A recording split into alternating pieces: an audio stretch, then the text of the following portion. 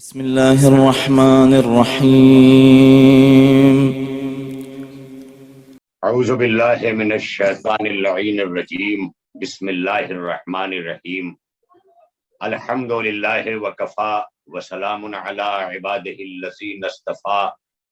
اما بعد بسم اللہ الرحمن الرحیم. محترم ناظرین، السلام علیکم ورحمۃ اللہ وبرکاتہ. آپ دیکھ رہے ہیں SNN چینل، اور SNN چینل پر ہفت روزہ براہ راست دینی سماجی رفتار، ویکلی دینی سماجی رفتار میں آپ سب کا استقبال ہے. گزشتہ ایک ہفتے سے مسلسل سوشل میڈیا پر جاری یہ پروگرام دینی سماجی رفتار، جو تمام ناظرین کا محبوب اور مقبول عام پروگرام بن چکا تھا، گزشتہ دنوں حق و انصاف کی آواز بلند کرنے پر، مظلوم فلسطینیوں کا ساتھ دینے اور شہید قاسم سلیمانی کے حوالے سے حماس کے لیڈر اسماعیل ہانیہ کے ویڈیو کو اپلوڈ کر کے ہم نے اپنا فٹ نوٹ لگایا، جس کے نتیجے میں ہمیں فیس بک نے جو ہے وہ پابند کر دیا، یا دوسرے لفظوں میں یوں کہوں کہ مولانا کرامت حسین جعفری صاحب، جو اس وقت ہمارے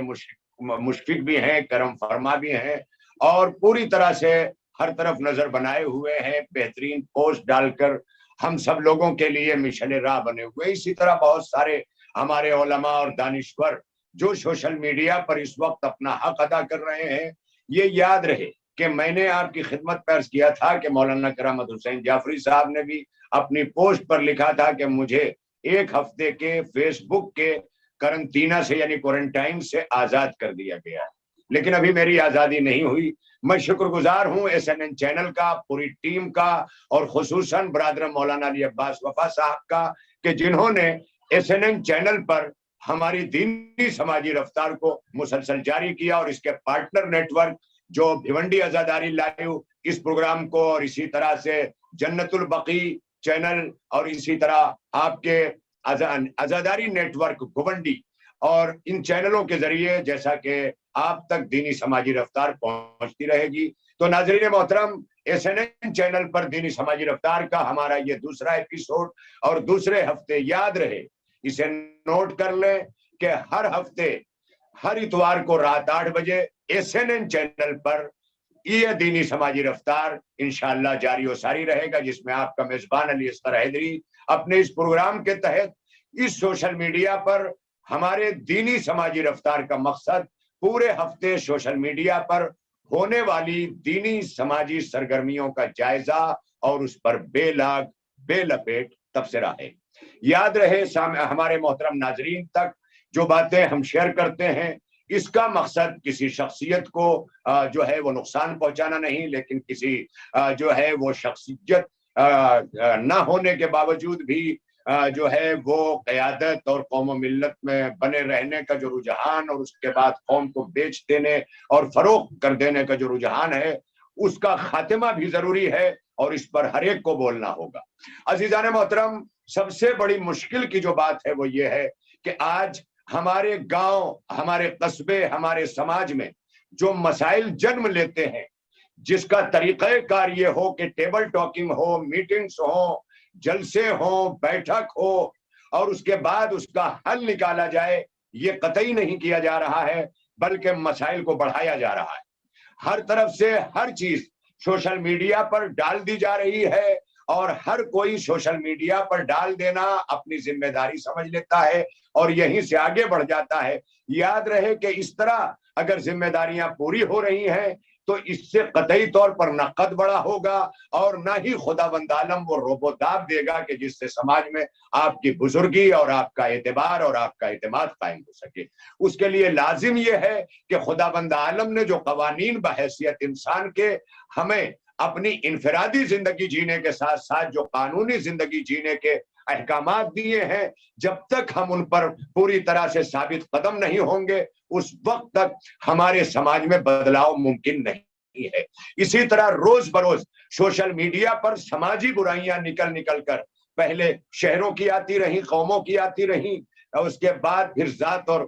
اس کی آتی رہیں. اب رفتہ رفتہ یہ باتیں نکل کر کے لوگوں کے گھروں کے جھگڑے اور سماجی باتیں، مجھے ہنسی آ رہی ہے کہ گزشتہ دنوں لکھنؤ سے ایک چیلنج مباہلے کا کیا گیا، یعنی اسی سوشل میڈیا پر باضابطہ طور پر حسینی چینل، جو لکھنؤ سے کوئی یوٹیوب چینل ہے، اس کے چینلز کو کچھ ہمارے مومنین کے گروہ نے، یا اس میں ایک جو ہے وہ کپل سامنے آتے ہیں اور آ کر کے بیان دیتے ہیں اور حسینی چینل کو للکارتے ہیں کہ اب مباہلہ ہوگا، یعنی اب مباہلہ قوم طے کرے گی، یعنی مباہلے کا مسئلہ جو ہے جو پیغمبر اکرم نے کیا تھا، اب وہ مباہلہ یہ قوم کرنے والی ہے، اب یہ نکل کر نفرین کرنے والے ہیں۔ سوچئے ہم کہاں جا رہے ہیں، ہماری رفتار کیا ہو رہی ہے، ہم دین میں کیا بنے ہوئے ہیں، ہمارے لیے یہ سوچنے کا مقام ہے۔ یہ سوشل میڈیا مسئلوں کے حل کے لیے نہیں ہے، یہ خبریں پہنچانے کے لیے ہے، یہ اطلاعات کے لیے ہے، یہ خبر لینے اور خبر دینے کے لیے ہے۔ اس سے زیادہ جو لوگ یہ کہتے ہیں کہ ہم بیٹھ کر کتابیں پڑھتے ہیں، ناممکن ہے، اس پر کتابیں نہیں پڑھی جاتی۔ آپ کو کتابوں کے لیے لائبریریاں سجانی ہوں گی، لائبریریوں کتابوں کی خوشبو لینا ہوگی، اور آپ کا کہ جو ہے وہ مہک آپ کے جو ہے وہ مسام میں پہنچے گی، رفتہ رفتہ آپ کے اندر وہ علوم سرایت کریں گے۔ ہم نے اپنی ثقافت اور اپنی تہذیب کو لپیٹ کے رکھ دیا ہے، اور ہم نے یہی کام کر لیا ہے کہ آج ہم مغرب کی تقلید میں اپنی ثقافت کو بھول بیٹھے ہیں، اپنے سماج کو بھول بیٹھے ہیں، سماجی زندگیوں کو بھول بیٹھے ہیں۔ لہذا اس کے لیے لازم ہے کہ ہم پوری طرح سے سب سے پہلے اس چیز کو یقینی بنائیں کہ اپنے اپنے گاؤں گاؤں میں محلہ کمیٹیاں وجود میں آنی چاہیے، مسائل پر نگاہ رکھنے کے لیے، چاہے وہ مسائل اوقاف کے ہوں، چاہے مسجد و امام باڑے کے ہوں، چاہے سماج کے ہوں، یا کسی ذاتی بھائی کے ہوں، ہر ایک کو آگے آنا پڑے گا ذمہ داریوں سے۔ عالم پر ذمہ داریاں ڈال دی گئی، عالم کو کوئی ماننے کو تیار نہیں، پیش امام پر ذمہ داریاں ڈال دی گئی، مسجد میں کوئی جانے کو تیار نہیں، جسے نہیں پڑھنا ہے اسے امام عادل نظر نہیں آتا، جسے مسجد نہیں جانا ہے اسے غصب کی مسجد نظر آتی ہے۔ یہ تمام چیزیں آج ہمارے بہانے اس قدر ہو گئے ہیں کہ ہم بڑی آسانی سے سوشل میڈیا پر شہرت طلب بن گئے ہیں، اور راتوں رات شہرت لے کر کے اس طرح کیا کر ڈالے ہم ایسا کہ راتوں رات ہماری شہرت ہو جائے۔ یاد رکھیے گا، عزت و شہرت جو پائیدار اور مستحکم ملے گی وہ انہی کاموں میں ملے گی کہ جس میں اللہ تعالیٰ نے رکھی ہے۔ اس سے ہٹ کر کے کسی دوسری جگہ پر عزت تلاش کرنا ہماری عقلی دیوالیہ پن ہوگا، ہماری دیوانگی ہوگی، کیونکہ خدا بند عالم کے لیے قرآن مجید میں ارشاد ہوا وَتُعِزُّ مَن تَشَاءُ وَتُذِلُّ مَن تَشَاءُ۔ اس کا مطلب یہ ہے کہ وہ جسے چاہے عزت دے، جسے چاہے ذلت دے، مگر عزتوں کے راستے اس نے خود بنا دیے ہیں، یہ بتا کر کے کہ دیکھو یہ عزت کا راستہ ہے، یہ ذلت کا راستہ ہے۔ عزتوں کے راستے کا انتخاب کرو گے تو عزت کا دینے والا پروردگار خود عزت دینے کے لیے جس طرح سے ہمیں بے غرض خلق کر کے بے نیازی اس کی یہ ہے کہ ہم سے کچھ نہیں چاہا، سب کچھ دے رہا ہے، اور اس کے بعد کہہ رہا ہے ما خلقت الجن والانس الا لیعبدون، ہم نے جنات و انسان کو نہیں پیدا کیا مگر یہ کہ ہماری عبادت کے لیے۔ تو اس کا مطلب یہ ہے کہ جنات و انسان عبادت کے لیے پیدا کیے گئے ہیں۔ اب جب عبادات کے خاکے کو پیش کیا جاتا ہے کہ وہ عبادات کے مفہوم کیا ہے، تو اس میں راستے کا پتھر ہٹانا بھی عبادت، کنویں کا کھدوانا بھی عبادت، آپ کو ایک پانی کا انتظام کرنا بھی عبادت، کسی غریب کے گھر میں نل لگوا دینا بھی عبادت۔ حضرت مولانا علامہ فیروز حیدر عابدی صاحب نے کہا تھا کہ سبیل حسین ایک تحریک بھی ہے، ایک رسم بھی ہے۔ رسم اس طرح سے ہے کہ کوئی بھی موسم ہوگا، ٹھنڈی ہو گرمی ہو، کوئی بھی موسم ہو، یہ رسم ادا کی جائے گی، لیکن مومنٹ اور تحریک یہ ہے کہ اس پیاس کو احساس میں بسا کر کسی غریب کے یہاں پانی کا انتظام کر دیا جائے، جہاں پر اس کے یہاں سورسز نہیں ہیں، لوگوں کو پانی پلایا جائے، لوگوں کو پانی پہنچایا جائے۔ یعنی یہ تحریک اس لیے ہے کہ اس رسم کے ذریعے ہم اس تحریک کو زندگانی عطا کریں گے، اس تحریک کو جو ہے وہ پاور عطا کریں گے، لہذا ہم مسلسل سبیلیں لگا رہے ہیں۔ تو عزیزان محترم، یہ ساری چیزیں اللہ نے اپنی عبادات میں لی. اب جب عبادات میں لی تو اب کنواں جب ہم نے کھدوایا تو ظاہر ہے کہ وہ کسی ایک طبقے کے لیے، کسی ایک رنگ کے لیے، کسی ایک نسل کے لیے، کسی ایک مذہب کے لیے مخصوص نہیں کیا. ہم نے وہ کنواں سب کے لیے کھدوا دیا. تو اب یہ کنواں کس کا ہوا؟ یہ سماجی ضرورتوں کو پورا کرنے کے لیے ہوا ہے. اب اس سے پورا سماج جو ہے وہ آپ کے اس عمل سے متاثر ہوگا. پانی لے گا آپ کو دعائیں دے گا، پانی پیے گا آپ کے حق میں دعائیں ملیں گی. اور نہ بھی دعائیں دی تو امام علی علیہ السلام فرماتے ہیں کہ لوگوں سے دعا کی درخواست کرنے کے بجائے وہ کام کرو جو کام قابل دعا ہو، دعا پانے کے قابل ہو. اگر وہ کام دعا پانے کے قابل ہے تو بھلے ہی دعا نہ دے لو، مگر اس کے ذریعے آپ کو اس حاصل ہونے والی دعا کا ثواب پہنچتا رہے گا. تو اب اس کے لیے لازم ہے کہ ہم اپنی سماجی زندگی کو بھی دیکھیں، ہم اپنی دینی زندگی کو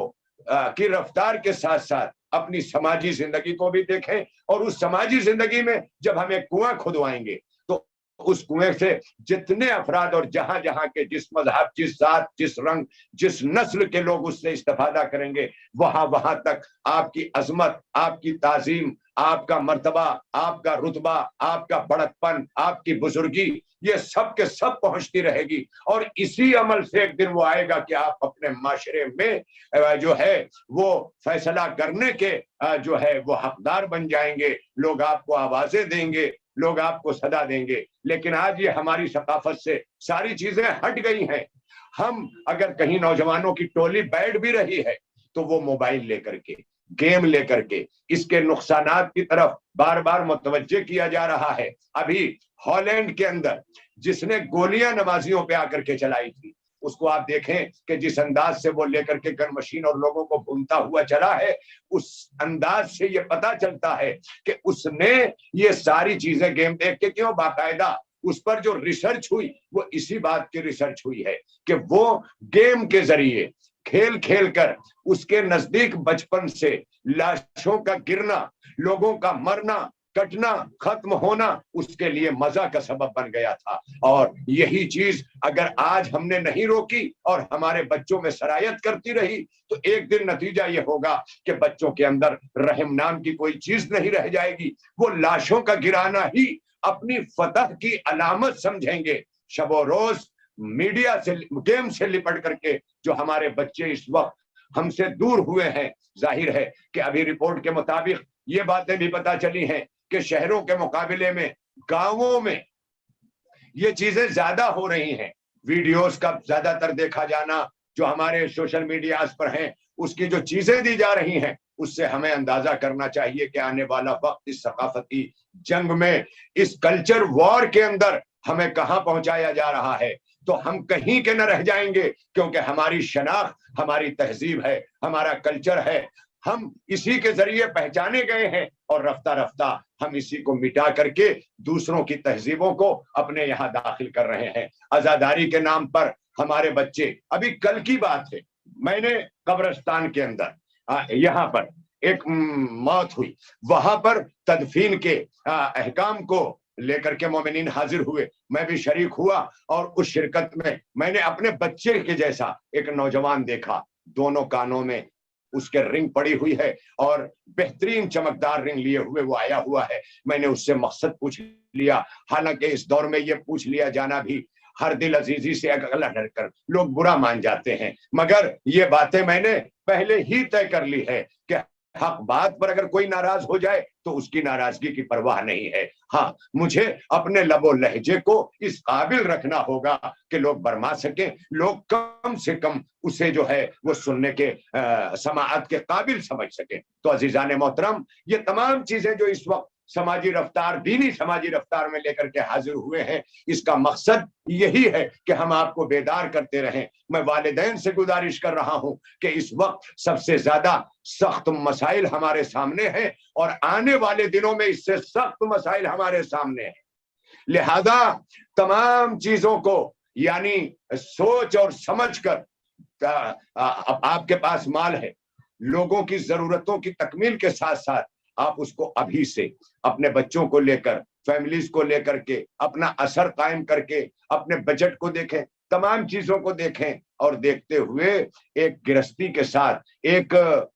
جو ہے وہ کفایت شعاری کے ساتھ اس بات کی کوشش کریں کہ آنے والے وقت مالی طور پر بھی بڑے برے دور سے ہم گزرنے والے ہیں، اور ایسے میں ہر طرف سے یہ تو ابھی مالی بات ہوئی ہے، جو کلچر وار ہے، اور اس کے بعد عقائد کو جو مضروب کیا جا رہا ہے، اس کے بعد عالمی سطح پر جو سیاست ادھر ہمارے سامنے ایران اور فلسطین اور سرزمین مکہ کی ہے، مسئلہ جنت البقیع ہے، مسئلہ قبلہ اول ہے، مسائل کے انبار ہیں، مسائل کے ڈھیر ہیں، لیکن ہم ہیں کہ ہم فقط وقت پاس کیے جا رہے ہیں۔ آج ہماری ذمہ داریاں کیا ہیں، اس کے لیے ہمیں سوچنا ہوگا، سمجھنا ہوگا۔ ہماری یہ دینی سماجی رفتار آپ کو انہی چیزوں سے باخبر کرنے کے لیے ہے۔ ابھی اسی ہفتے گزشتہ کل وسیم رضوی ملعون نے اس قرآن کی بابت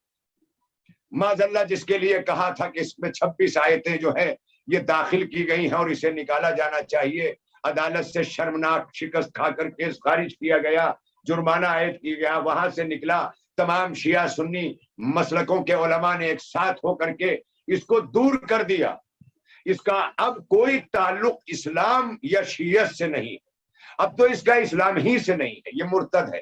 تو پھر جب اس کا تعلق اسلام سے نہیں ہے، یہ باتیں اس کے قرآن مجید کے حوالے سے دائر کی جانے والی یاچیکا جو اس نے دائر کی تھی، اور اسی وقت جب ہر طرف کے، ہر مسلک کے، ہر ملت کے تمام علماء و اکابرین و دانشور نے اور صحافیوں نے اور ہمارے ماہرین قوانین نے، ایڈوکیٹس نے، وکلا نے، ہر طرف سے جب یہ بات طے ہو گئی کہ وسیم رضوی کا شیعت سے یا اسلام سے کوئی تعلق نہیں ہے، تو پھر اب یہ چاہے جتنے نئے قرآن ترتیب دے، اس نے نیا قرآن ترتیب دینے کی بات کہ میں نے وہ 26 آیتوں کو نکال کر قرآن مجید ترتیب دے دیا ہے، اور ہمارے وزیر اعظم کو اس نے ایک خط لکھا ہے، اور اس خط میں اس کی بابت سفارش کی ہے کہ مدرسوں میں اسے نصاب بنا کر کے پڑھایا جائے۔ وسیم رضوی، تم خیر مناؤ اور یہ سوچو کہ خدا نے اگر شیطان کو مہلت دی ہے تو اپنی مہلت کی خیر مناؤ قرآن مجید کے۔ اور میں یہیں پر اپنے ملت سے بھی، اکابرین سے ہاتھ جوڑ کے کہوں گا کہ آپ اپنے بچوں کو اپنے علماء، اپنے مراجع اور تقلید سے دور نہ ہونے دیں۔ اگر آپ نے اپنے بچوں کو تقلید سے، علماء سے، مراجع سے دور کر دیا تو گھر گھر سے وسیم رضوی پیدا ہوں گے۔ یہ ہم کو اور آپ کو سمجھ کے چلنا پڑے گا۔ ہم علم کی شہرت کو نہ کاٹ دیں۔ ہمارا تعلق قرآن اور اہل بیت علیہم السلام سے ہے، اور اہل بیت علیہم السلام کی آخری فرد ہمارے زمانے کے امام ہیں، اور جب زمانے کے امام پردہ غیبت میں ہیں تو ظاہر ہے کہ ان کی غیبت کبریٰ کی نیابت نواب اربع کہی جاتی ہے، اور غیبت صغریٰ کی جو نیابت ہے اس نیابت کو ہمارے مراجع تقلید انجام دے رہے ہیں، اور اسی نیابت کا اثر ہے، یہ نیابت کا اثر ہے، یہ اس امام غیبت کی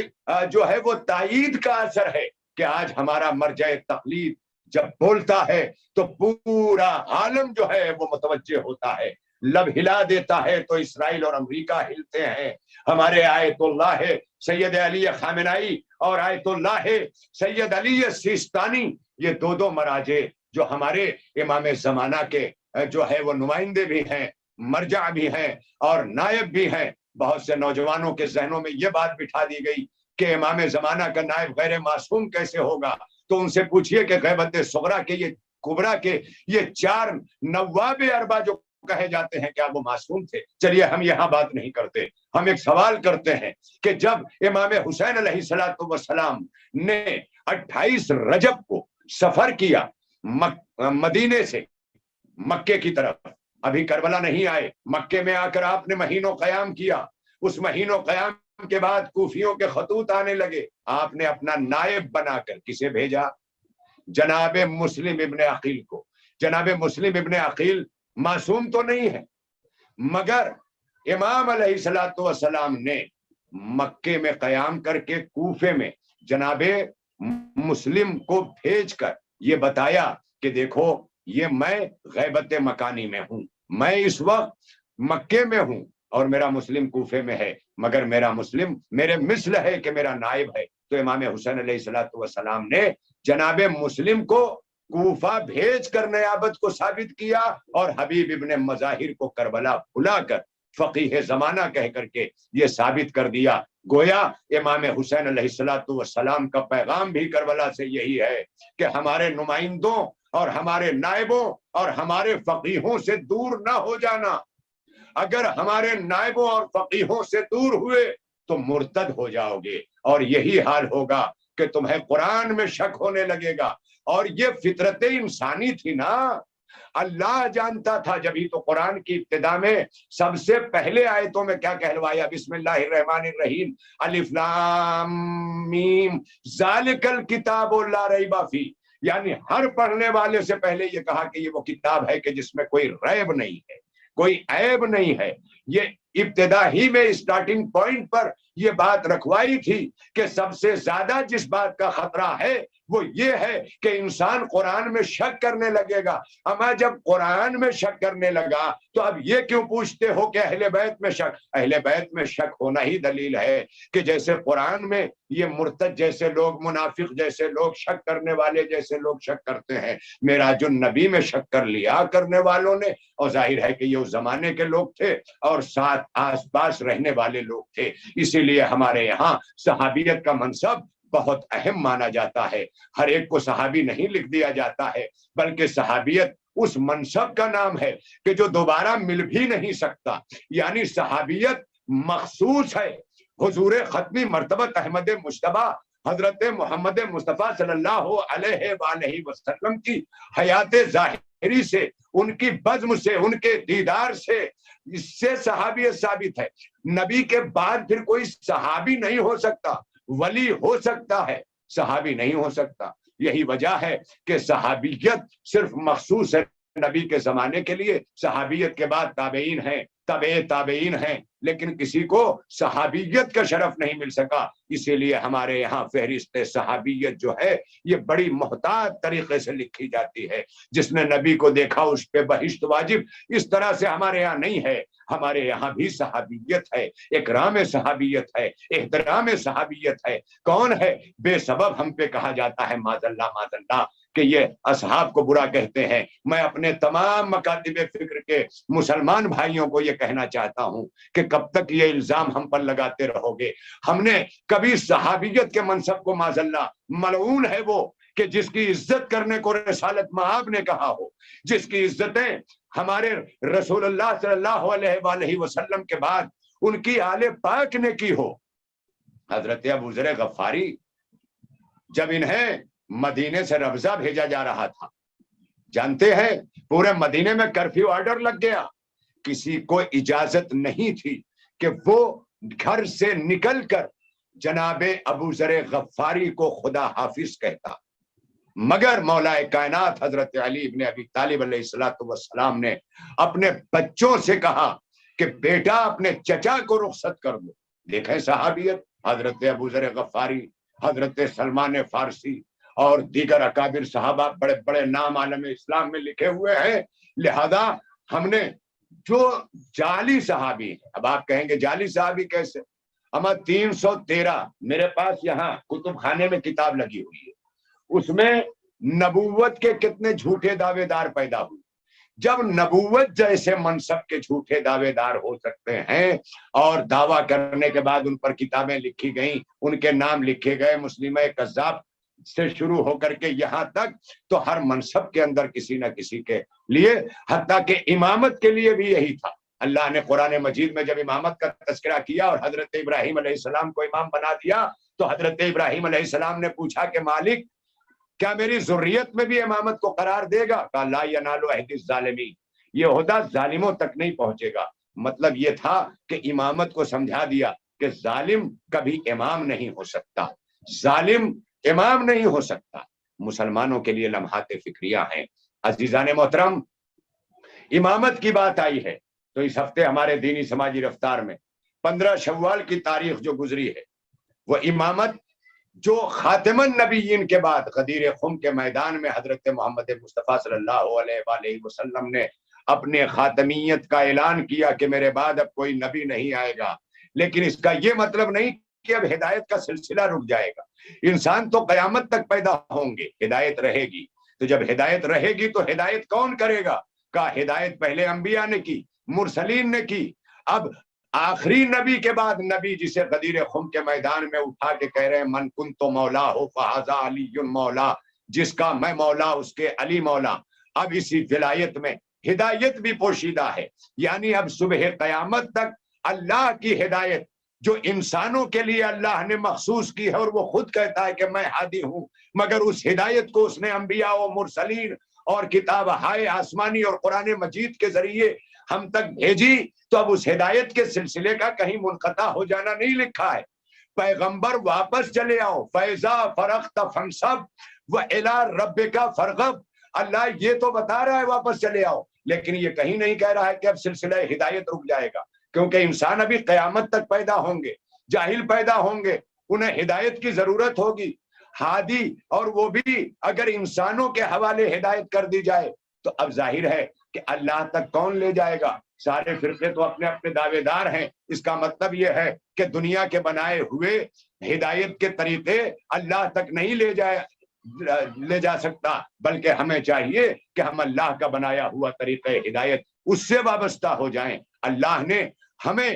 امام دیے ہیں، اور نبی نے اپنی زندگی میں فرمایا، اور اس کے بعد فرمایا میرے بعد میرے 12 جانشین ہوں گے، وہ سب کے سب قریش سے ہوں گے، ان کے لیے امامت کی لفظیں بھی استعمال کی۔ اپنی حیات طیبہ میں امام حسن اور امام حسین حسنین کریمین کو اپنے زانو پہ لے کے، کاندھے پہ لے کے اکثر کہا کہ ہاذان امامان، یہ میرے دونوں بچے امام ہیں، قاما او قعیدا، یہ صلح کر کے بیٹھ جائیں تب بھی امام ہیں،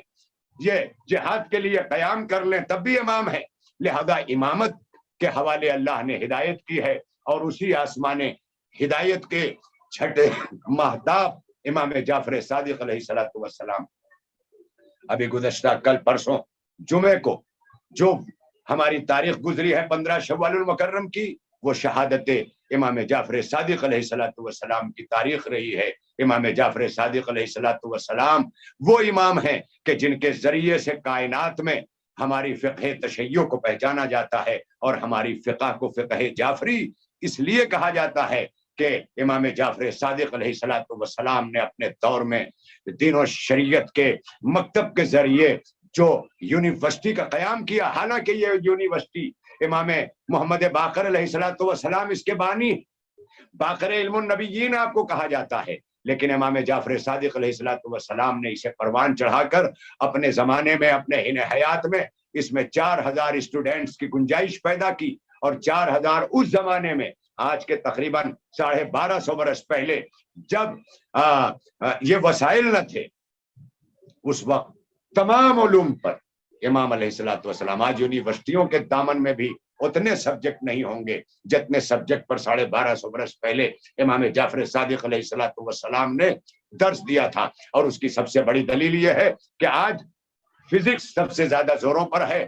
کورونا وائرس کے دور میں آج فزیکلی باتیں سب سے زیادہ ہو رہی ہیں، اور جب بھی فزکس پر بات ہوگی، اور جب بھی معذرت کے ساتھ جب بھی فزکس پر بات ہوگی، فوراً امام جعفر صادق علیہ السلام کے جو ہے کیمسٹری کی، کیمیا کی، علم کیمیا، جابر بن حیان، یہ جو نام لیا جاتا ہے، آج بھی امام جعفر صادق علیہ السلام کی یونیورسٹی آج بھی سردار ہے سب کی، یہ بتانے کے لیے کہ آج تمہارے ماڈرن ایجوکیشن کے دور میں یونیورسٹیوں میں کیمسٹری کا بابا آدم وہ میرا شاگرد ہے۔ تو جس کا شاگرد تمہارے ماڈرن ایجوکیشن کے زمانے میں سب سے بڑا سید و سردار مانا جائے، تو اس کا جو استاد ہوگا وہ کیا ہوگا، یہ زمانہ خود ہی جان لے کہ وہاں سے نکلنے والے کیمسٹری کے یہ طالب علم تھے۔ اس کے علاوہ جو ہمارے یہاں فقہ، علم فقہ کہلاتا ہے، علم فقہ میں عالم اسلام میں 4 امام گزرے ہیں، ائمہ اربعہ کے نام سے جانے جاتے ہیں، ان میں سے 2 جو ہے وہ امام جعفر صادق علیہ السلام کے پاس علم فقہ کا حصول کیا ہے، اور وہ عالم اسلام کے ائمہ فقہ کہلائے۔ یہ الگ بات ہے کہ آج تقلید ٹوٹی، وہاں سے عالم دنیائے اہل سنت سے بڑی تیزی کے ساتھ وہابیزم آیا اور تقلید کا خاتمہ ہو گیا۔ آج غیر مقلدین کی تعداد بڑھ گئی اور اس کو ہتھیار کی صورت میں سلطنت عثمانیہ کے دور سے استعمال کیا گیا، جب لا کے سعودی عرب میں محمد بن عبد الوہاب کے ساتھ محمد بن سعود نے مل کر کے جب یہ حکومت سعودیہ کے آل سعود آ کر کے بیٹھے، اور آ کے بیٹھنے کے بعد جب انہوں نے یہاں پر بیٹھ کر محمد بن عبد الوہاب کے نظریات کو اپنی حکومت کا دین بنا دیا اور وہاں سے یہ آگے بڑھا، تو رفتہ رفتہ عالم اسلام غیر مقلد ہوتا گیا، اور یہ غیر مقلد ہونے کا نتیجہ ہے کہ بے لگام ہوتا گیا، اور اس طرح سے سلطنت عثمانیہ زوال پذیر ہوئی۔ آج وہی نسخہ ہمارے یہاں آزمانے کی کوشش کی جا رہی ہے۔ آج دیکھ رہے ہیں، کل سلطنت عثمانیہ کا چراغ روشن تھا، دشمن ڈرا ہوا تھا، امریکہ لرزا ہوا تھا، برٹش لرزا برندام تھا۔ کیوں؟ اس لیے کہ اسلام نظام بن کے نافذ تھا۔ ایک بار آیت اللہ خمینی کے بعد، یہ میں نہیں کہہ رہا ہوں، ڈاکٹر اسرار احمد جیسے مرحوم، حالانکہ انہوں نے مولا کی شان میں گستاخی بھی کی ہے، انہوں نے ڈاکٹر اسرار صاحب نے مرحوم نے انہوں نے اس آیت کو لے کے مولا علی کے حوالے سے معذاللہ لکھ ڈالا کہ یہ آیت جب آئی ہے تو حضرت علی معذاللہ، اور اس طرح کی باتیں ابھی ایک اسلامی نے، ہمارے حافظ اسلامی نے کیا ہندوستان کے اندر، اور اس طرح کی حرکتیں ہوتی رہتی ہیں۔ مجھے بڑا افسوس ہے عالم اسلام سے کہ جو چادر تطہیر کے اندر رسول اللہ کے ساتھ موجود رہا ہو وہ علی ہے، اور جو ہے وہ آیت تطہیر نازل ہو کر کے اللہ ضمانت دے رہا ہے کہ ان کے قریب رجس نہیں آئے گا۔ اب ان کے پاس ایک جملے کیا ہیں، وہ یہ ہے کہ ایک ملعون نے، مرتد نے وہاں فون کر ڈالا اس جو ہے وہ حافظ اسلامی کو، حافظ اسلامی کے بھائی نے کہا بھائی انہیں جو لکھا ہوا ملا وہ انہوں نے لکھ دیا۔ اگر یہی معیار رہا عالم اسلام کا تو یاد رکھیے گا بہت کچھ لکھا ہوا ملے گا۔ اس کے لیے ہمارے علماء کی ضرورت ہے، محققین کی ضرورت ہے، ایسے دیانت داروں کی ضرورت ہے کہ جو ملت کو، قوم کو جلنے سے بچائیں۔ آئیے حضرات، تو میں یہ کہہ رہا تھا کہ ڈاکٹر اسرار احمد نے انقلاب اسلامی کی بھرپور تعریف کرتے ہوئے یہی کہا تھا کہ آج نظام مغرب کا چل رہا ہے، اور اگر ان کا نظام نافذ ہے ہمیں کوئی تکلیف نہیں، یہ ہمیں کوئی تکلیف نہیں دیں گے، یہ ہمیں ہر آسانیاں دیں گے، جلوس مجلس سب کچھ کیجئے، لیکن جہاں آپ ان کے نظام کے خلاف کھڑے ہو گئے وہاں یہ آپ کو صفحہ ہستی سے مٹانے کے درپے ہو جائیں گے۔ لہذا جب سلطنت عثمانیہ تھی تو ایک نظام چل رہا تھا اسلام کا، اور آیت اللہ خمینی نے اس نظام کا احیاء کیا ہے۔ اسی لیے بہت سارے مسالک اسلامیہ میں آیت اللہ خمینی کو مجدد کی صورت میں دیکھا گیا ہے، جماعت اسلامی کے لوگوں نے مجدد کی صورت میں دیکھا ہے، اور حدیث بھی پیش کی ہے کہ ہر 100 سال میں ایک مجدد ہوگا، ایک ریفارمر ہوگا۔ لہذا وہ مجدد کی صورت میں آیت اللہ خمینی کو پیش کیا۔ کیوں پیش کیا؟ کیونکہ آیت اللہ خمینی مسلک بن کر کے نہیں زندہ رہنا چاہتے تھے، بلکہ اسلام کا نظام دنیا میں نافذ کرنا چاہتے تھے، اور اسی نظام کے نفاذ کے آغاز کو انقلاب اسلامی کہا گیا۔ انقلاب اسلامی ایران کو شاہی سے چھیننے کے لیے نہیں تھا، بلکہ شاہی کے خاتمے کے لیے تھا، پوری دنیا سے شاہی کا خاتمہ ہو، اور وہ نظام آئے کہ جس کی سفارش اسلام کر رہا ہے۔ میں ایک جملہ ضرور کہوں گا کہ جب خلافت عثمانیہ نظام اسلام لے کے چلی تھی، یہ میں اپنے تمام بزرگوں سے دعاؤں کی درخواست کے ساتھ اور نوجوانوں سے غور و فکر کرنے کے لیے دعوت دے رہا ہوں، تاکہ یہ بڑی خوبصورتی سے اپنے ذہنوں میں اتار لیں۔ بہت بڑا جملہ آج کے ایپیسوڈ کا اور آج دینی سماجی رفتار کے حوالے سے آپ کے حوالے، آپ کی سماعتوں کے اور فکروں کے حوالے کر رہا ہوں کہ سلطنت عثمانیہ کے دور میں جب نظام اسلامی مشرق سے مغرب تک اس کی دھمک تھی نظام کی صورت میں، اس وقت اسلامی نظام کا تذکرہ ہوتا تھا۔ آج اسلامی مکاتب فکر کا تذکرہ ہو رہا ہے۔ اب یہ میں کہوں گا کہ اس کا احیاء کر کے آیت اللہ خمینی نے اسلامی نظام کی سفارش کر دی۔ اسرائیل لرز اٹھا، برٹش تہل اٹھا، امریکہ لرزہ برندام ہو گیا، اور ہر طرف سے خرید و فروخت ہونے لگی، مخبر بننے لگے، ایجنٹس بننے لگے، دلال بننے لگے، اور قوم و ملت میں جس طرح سے پہلے وہاں اتارا گیا تھا آج ہمارے یہاں جو ہے وہ اتارے جانے لگے ہیں۔ ستم تو یہ ہے ہماری صفوں میں شامل ہیں، ستم تو یہ ہے ہماری صفوں میں شامل ہے۔ چراغ بجھتے ہی خیمے بدلنے والے لوگ، ایسے لوگ آج آ گئے ہیں کہ رفتہ رفتہ اس نظام کو نقصان پہنچ رہا ہے، اور اپنے مغربی نظام کو بچانے کے لیے یہ کسی بھی حد تک جا سکتے ہیں۔ میں آج دینی سماجی رفتار میں یہ ضرور کہوں گا اور پوری دنیا کو اس کی مبارکباد دوں گا کہ 54 ووٹ اقوام متحدہ میں مسئلہ فلسطین و اسرائیل کے لیے ڈالے گئے، اور 54 ووٹوں میں 45 ووٹ وہ آئے ہیں مظلوم فلسطینیوں کے حق میں اور فلسطین کے تحفظ میں، اور 9 ووٹ اسرائیل کی حمایت میں آئے ہیں۔ اس سے اس بات کا جیتا جاگتا ثبوت ہے کہ دنیا کے سامنے یہ حق اور یہ سچ ظاہر ہے، مگر اس کے لیے ہمیں اور آپ کو اسے منوانا پڑے گا۔ اب میں وہ آخری بات آپ کی خدمت میں کرنا چاہتا ہوں کہ ہمیں اسلام کو نظام کی صورت میں دیا گیا تھا، ہم اسے گٹ فرقے اور جو ملت میں بانٹ کر ہم مختلف شعبوں میں بڑھ گئے۔ جب تک ہم اسے نظام کی صورت میں دنیا میں نافذ نہیں کریں گے ہم چین کی سانس لے ہی نہیں سکتے، کیونکہ نظام، علامہ اقبال نے کسی زمانے میں اسی طرف زور دیا تھا کہ حریم تیری یہ ایک استعارہ ہے، ورنہ یہ پورے اسی نظام کی طرف بات ہے۔ یہ استعارہ ہے کعبے کو دکھا کر کہ حریم تیری خودی غیر کی معاذ اللہ، حریم تیری خودی غیر کی معاذ اللہ، دوبارہ پیدا نہ کر کاروبار لات و منات، دوبارہ پیدا نہ کر کاروبار لات و منات۔ وہ ایک سجدہ جسے تو گراں سمجھتا ہے، 1000 سجدوں سے دیتا ہے آدمی کو نجات۔ کیوں سجدہ ریزیاں کرتے پھر رہے ہیں لوگ؟ کیوں نہیں دیکھ رہے ہیں؟ آج اس حد تک ہم اپنی انا پرستی کا شکار ہو چکے ہیں کہ جہاں کپڑے لتے زرق و برق پہنا، زبردست گھر دکھاتے زبردست گاڑیوں میں بیٹھ کر نکلے، اور وہیں سے کوشش ہو گئی کہ پورا زمانہ ہماری عزت کرے، پورا سماج ہمیں سلام کرے۔ معاف کیجئے گا، سلام اس میں نہیں رکھا جاتا۔ شیخ کھڑے محراب حرم میں پہرو دگانا پڑھتے ہیں، سجدہ اس سے تیغ تلے کا ان سے ہو تو سلام کریں۔ یہ ہے منزل، اس منزل پر پہنچنے والے کو خراج سلام ملتا ہے،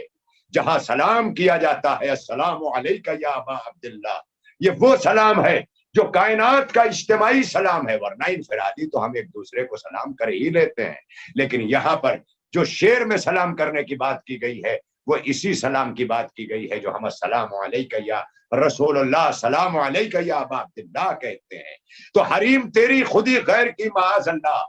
دوبارہ پیدا نہ کر کاروبار لات و منات۔ وہ ایک سجدہ جسے تو گراں سمجھتا ہے، 1000 سجدوں سے دیتا ہے آدمی کو نجات۔ تو یہ سجدہ کا مطلب ہی یہ ہے کہ الہی نظام پر خود کو سرنڈر کر دیا کہ بس یہی نظام ہماری حیات کا نظام ہے، اور جب اس پہ سرنڈر کر دیا تو اسی سرنڈر کر دینے کا نام سجدہ ہے۔ سجدہ زمین کو مٹی پہ رگڑنے کا نام نہیں ہے، اپنے آپ کو اللہ کے حوالے کر دینے کا نام سجدہ ہے۔ لہذا آج ہمیں اس پر سوچنا ہوگا، ورنہ یہی ہوگا کہ کسی شاعر نے بڑی پیاری بات بڑے پیارے انداز میں کہی تھی، جسے آپ کو بھی سننا چاہیے۔ کیا کہا؟ کہتے ہیں کہ ضرورت توڑ دیتی ہے غرور بے نیازی کو، ضرورت توڑ دیتی ہے غرور بے نیازی کو، نہ ہوتی کوئی مجبوری تو ہر بندہ خدا ہوتا۔ لہذا یہ مجبوریوں نے ہمیں ایک دوسرے کے قریب کیا ہے، اور اس مجبوری کے دور میں ہم ایک دوسرے سے غافل نہ ہوں، اور وہ نقطہ اور وہ جملہ کہ وہ نظام جو سلطنت عثمانیہ کے زمانے میں قائم تھا، اس نظام کا تعلق خلافت سے تھا۔ یہی وجہ ہے کہ خلافت عثمانیہ کا ہر فرما روا خلیفہ ہوتا تھا، اور اس وقت یہ ماننا پڑے گا کہ جو نظام پہچنوایا گیا تھا اس نظام کا تعلق تھا خلافت سے، لیکن آیت اللہ خمینی نے احیا کرنے کے بعد جب اس نظام کو پہچنوایا تو اس نظام کو ولایت کے ذریعے پہچنوایا۔ جو آج اس وقت غیبت امام میں ولایت فقیہ کہلاتی ہے اور ظہور امام پر ولایت علی ابن ابی طالب کہلائے گی. اور علی ابن ابی طالب کا وہ بیٹا جس کا نام امام مہدی عجل اللہ تعالی فرجہ الشریف ہے، وہ آخری بیٹا جب ظہور کرے گا تب بتائے گا کہ یہ ہے ولایت کی حکومت، کہ جہاں عدل ہی عدل ہے، انصاف ہی انصاف ہے. کیونکہ خلافت نے مساوات کو جنم دیا تھا اور ولایت نے عدل کو جنم دیا تھا. یہی وجہ ہے کہ جب چوتھی خلافت پر حضرت علی علیہ السلام آئے ہیں تو چونکہ غدیر میں مولا بنائے گئے تھے، اس لیے نظام ولایت کے کانسیپٹ کو آپ نے واضح کیا اور واضح کر کے اسے نافذ کیا اور نافذ کر کے اللہ کا شکر کیا کہ آج ابو طالب کے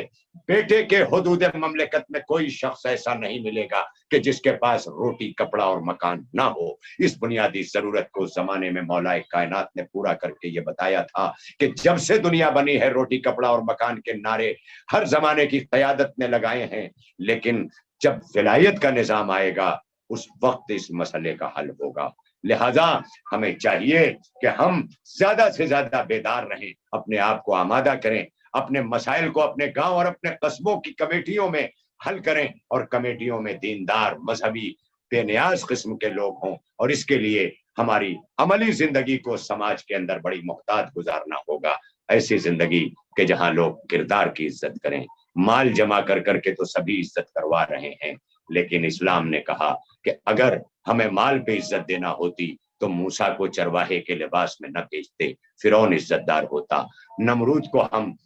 آگ میں نہ ڈالتے، ابراہیم کو نمرود عزت دار ہوتا. یہ ساری چیزیں ہمیں سوچنا پڑے گی، سمجھنا پڑے گی اور جاننا پڑے گی. اور اس کے لیے ہمیں اپنے گھروں سے اپنے تربیتی ماحول میں استحکام لانا پڑے گا اور ابھی سے اپنے بچوں کو لے کر ان تمام چیزوں سے محفوظ کرتے ہوئے اپنی ذمہ داریوں کو اور بڑھانا ہوگا. اور میں اسی لیے آپ سے کہوں گا کہ اس ہفتے آپ نے دینی سماجی رفتار کو SNN چینل پر ملاحظہ فرمایا اور انشاءاللہ آئندہ بھی یہ سلسلہ جاری رہے گا. آج دینی سماجی رفتار میں یہیں تک آپ کی خدمت کرتے ہوئے، آج یہیں تک باتیں کرتے ہوئے، اگلے آنے والے ہفتے میں آنے والے اتوار کو پھر انشاءاللہ ایک ملاقات ہوگی رات 8 بجے. دیکھنا نہ بھولیے، اسے زیادہ سے زیادہ شیئر کیجئے اور SNN چینل کو سبسکرائب کیجئے، زیادہ سے زیادہ آپ کی یہ پہچان بن سکے. اور انشاءاللہ اس کے ذریعے اس وقت بچاؤ تحریک کا بہت بڑا بیڑا اٹھایا گیا ہے. لہذا ہر ایک تعاون کرے اور ہر ایک تک خبر پہنچے. یہاں سے خبریں ہی پہنچائی جائیں گی، پھر بھی ذمہ داریاں آپ ہی کی بنتی ہیں. اور جب اوقاف بچاؤ تحریک ہے تو اب یہ اتر پردیش ہی کی نہیں بلکہ پورے ہندوستان کے اوقاف بچانے کی بات اب گونجے گی. وہ کسی بھی اسٹیٹ کی ہو، کسی بھی جگہ کی ہو. جہاں شیعہ وقف بورڈ ہے وہاں بھی شیعہ اوقاف بچانے کی بات کی جائے گی، اور جہاں نہیں ہے اب وہاں بھی آپ کو اٹھنا پڑے گا اور یہ دیکھنا پڑے گا کہ آپ جس اسٹیٹ میں ہیں وہاں پر اوقاف کے حالات کیا ہیں، متولی کون ہے، زمینیں کیا ہیں، پراپرٹیز کیا ہے، آمدنی کیا ہے، مقدمے کتنے ہیں، کھایا کس نے ہے، کھایا کھلایا کتنے ہے. یہ تمام چیزیں رہیں گی، اس کو دیکھتے رہیے. اور یہ دینی سماجی رفتار دیکھنا نہ بھولیے، ہر ہفتے اتوار رات 8 بجے SNN چینل پر دینی سماجی رفتار میں علی اصغر حیدری آپ کا منتظر. خدا حافظ، فی امان اللہ. آباد رہیے، شاد رہیے، سلامت رہیے. خدا بند عالم ہر جگہ آپ کی حفاظت کرے، آپ کا تعاون کرے. اللهم صل على محمد وآل محمد